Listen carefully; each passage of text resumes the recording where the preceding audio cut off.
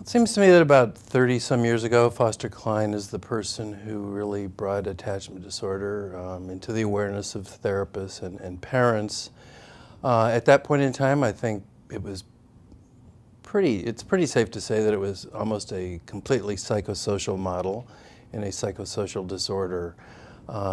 As neuroscience knowledge has exploded in the past 10 years, maybe even 5 years, certainly the entire attachment field has embraced that knowledge and used it to have even a broader understanding and maybe a more specific understanding of what was thought to be primarily a psychosocial problem.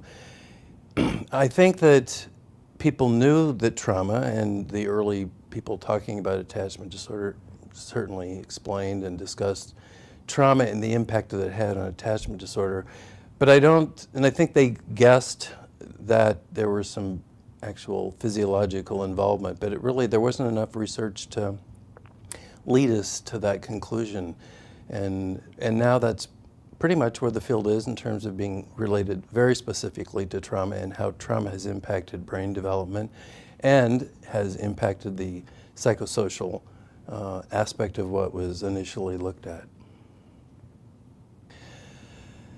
Well, I think the people that are making these criticisms are people who really aren't well informed, and they're using information and distorting information that some of which may have been relevant 30 years ago, 25 years ago.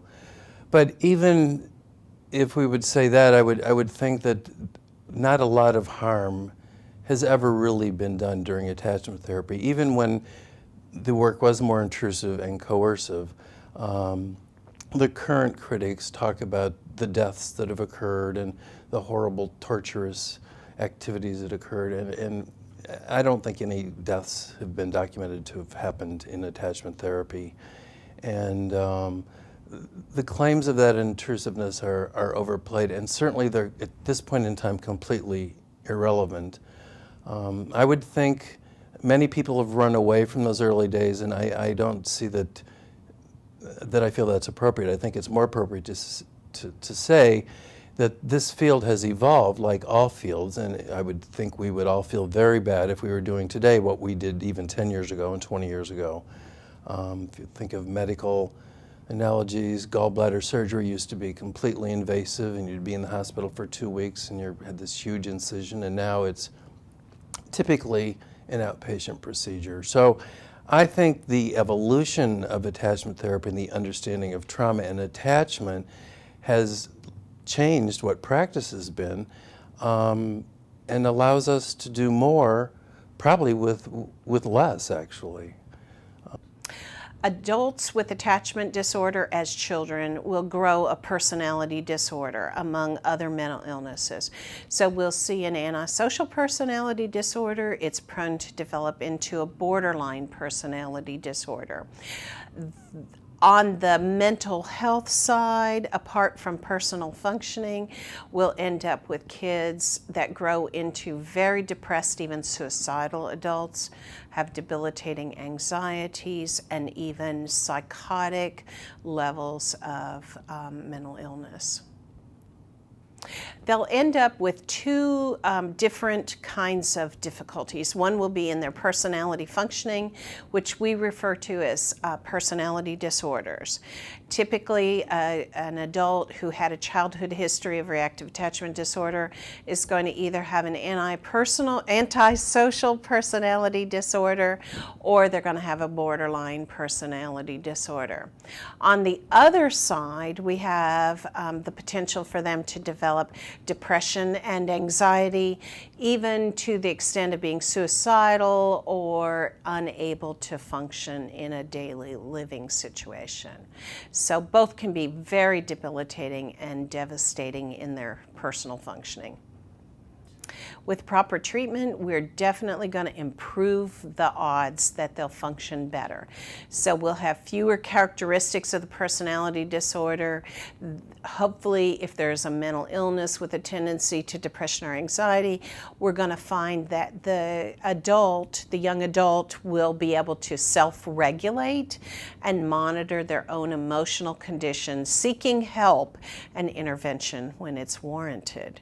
So that will definitely upgrade their opportunity for personal adjustment and growth. Is there hope for healing? I think unquestionably there is. From my perspective as a clinician, the hope lies particularly in 2 or 3 discoveries of the last few years. One of them is our finally coming to grips with the fact that babies remember, that young children know about their experiences and can and do tell us about them and their behavior.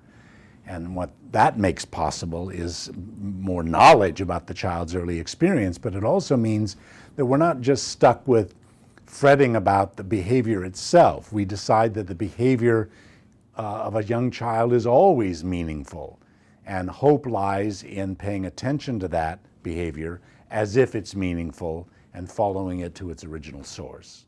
Huge hope for clinicians and parents in that.